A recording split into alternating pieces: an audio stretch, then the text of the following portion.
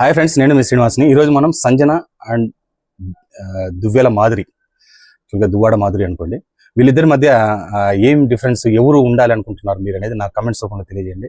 వీళ్ళిద్దరిలో ఇప్పుడు ఎవరు బాగా ఆడుతున్నారు కూడా నాకు చెప్పండి.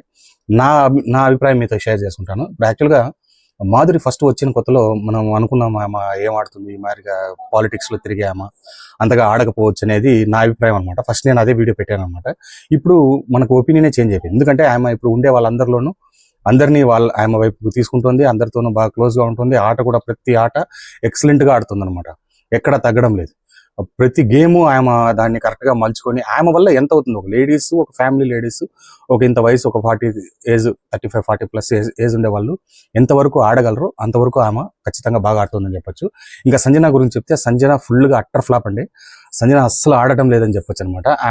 ఎందుకంటే ఆమె స్టార్టింగ్లో చాలా బాగా ఆడింది. అప్పుడు ఎలిమినేషన్ అయినప్పుడు కూడా మేము అందరం అనుకున్నాం, ఈ మాదిరిగా వాళ్ళు త్యాగం చేసి తీసుకొని వచ్చి అమ్మాయి రీతు కానీ, తర్వాత సంజన, వీళ్ళందరూ కూడా బాగానే హెల్ప్ చేశారు. ఆమె వచ్చేదానికి చాలా ఇచ్చేసారనమాట.